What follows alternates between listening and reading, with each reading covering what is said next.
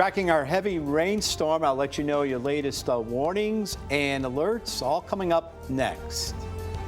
And the FOX61 storm tracker is live out on the roads following the latest conditions. We'll share some advice if you need to head out this morning. And of all the homeowners dealing with cracking and failing foundations, we'll tell you who's going to be getting a little more help to fix them. Fox 61, Connecticut's news station, begins with a weather watch alert. Heavy rain and strong winds moving across Connecticut this morning, and that means the potential for flooding. Good morning, and thank you for joining us here. I'm Symphony Privet. And I'm Tim Lammers. Yeah, it is going to be very wet out there. Already well more than an inch of rain has fallen across the state. And there is more to come. But right now, honestly, I think the wind power outages might be the biggest threat, sitting at about 45,000 as we get over to meteorologist Sam Samperi. That's a number that's easily more than doubled in the last about 45 minutes or so. That's right. And because of the gusty winds of 45, 50 miles per hour, that's the main reason. Yeah. So we have two big problems here with this storm. Of course, we have the power outages, but the flooding. And really, western Connecticut seems to be the bullseye. Live Dopplers is showing that sort of a line of moderate rain has redeveloped across the area, the Route 7 corridor.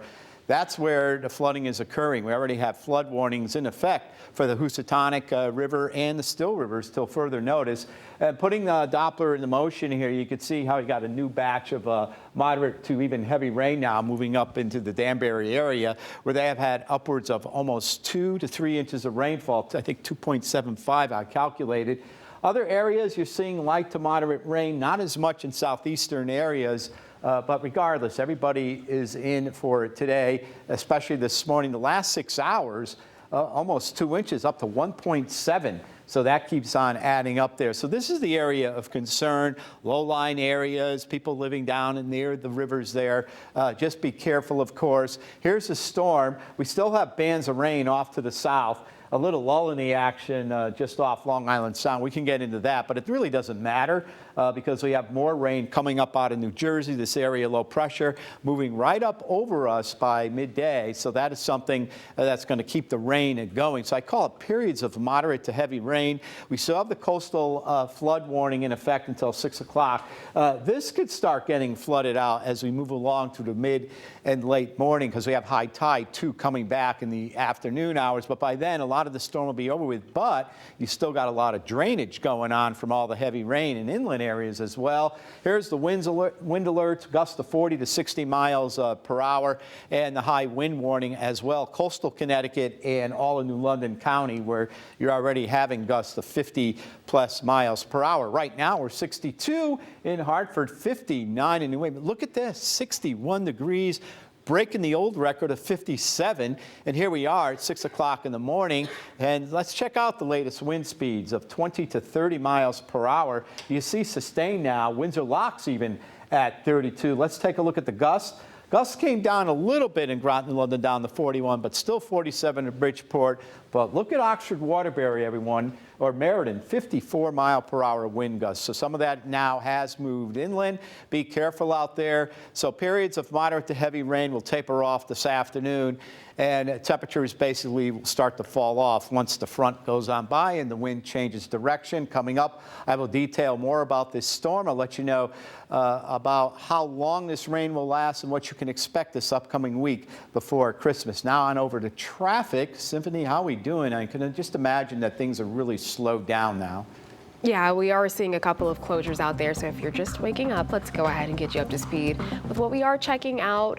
Statewide, starting off in Stafford, this just came down. Route 190 is closed at Stafford Street due to a tree down. There's also some reported downed wires in that area, so take note of that. And out in Durham, Route 17 is closed at Canterbury Drive down due to some wires being down in that area as well.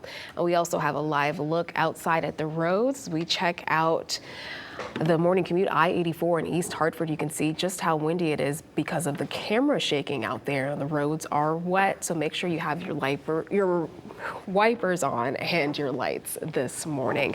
We'll be sure to keep an eye on the roads for you, and we'll have another update at 6:30. Yeah, let's take a look at things through the FOX61 storm tracker. The road conditions right now in the Hartford area, a lot of spray coming up from the cars that you can see, which is why our storm tracker is giving a nice, safe following distance there, because the windshield wipers are hard enough at work. And of course, remember, if you come across a flooded stretch of road, especially on a back road, don't go through it. It does not take much for a car to become disabled.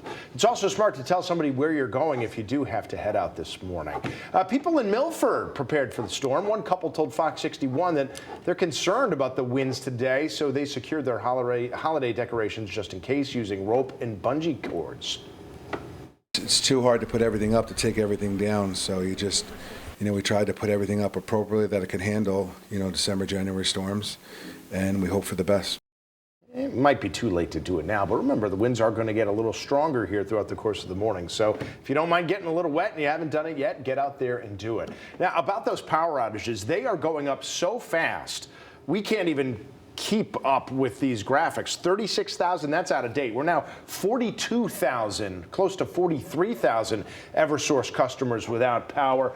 Guilford, the most affected area, 1,613.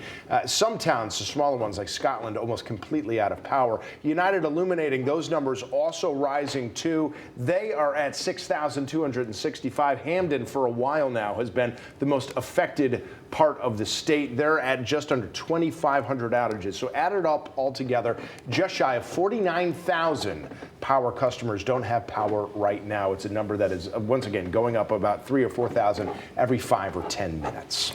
And if you haven't lost power, make sure your devices are fully charged. Eversource giving some safety tips if you do lose power. We always remind customers, stay clear of any downed wires. Make sure your pets stay away from them as well. Just act like they are live. Report them to 911. And if you do have a power outage, you want to report that online at eversource.com, or you can call 800-286-2000. You shouldn't assume that your neighbor has already reported that outage. You want to make sure that you're doing it as well. And remember, both Eversource and United Illuminating offer outage text alerts on their website. Heads up if you're looking to get to Block Island or Long Island this morning. The 6:30 Block Island ferry from Point Judith and the 8:30 a.m. trip back from the island have both been canceled because of the bad weather. Now, those are the only ferries canceled as of now, but officials said they'll decide by 9 a.m. whether to cancel more of them. So you can keep track of all the Weather Watch alerts on your phone by downloading the free FOX61 News app. If you haven't done it already, you can use the QR code on your screen there to get it. You can also stay updated online through fox61.com all morning. 6:08 now. This morning, officials plan to announce more help for homeowners dealing with crumbling foundations. Congressman Joe Courtney's office says the new Crumbling Foundation Remediation and Restoration Program will help low-income homeowners get financial help to repair damage. That program will begin taking applications starting later today. In East Hampton, 2 people are without a home this morning after it caught fire early yesterday morning. Crews said firefighters had a difficult time putting it out because there was a hoarding situation inside. This is here on Schoolhouse Lane. You can see that home looks to be all but destroyed. Thankfully, nobody inside was hurt. Several fire departments had to fight this fire, though. It took them about 2 hours to get things under control, and we don't yet know how it started. In Plainfield, officials responded to a car that crashed and then caught fire. This was early yesterday morning on the side of I-395 South. The driver was taken to a local hospital to be treated. We don't know, though, why the car left the road.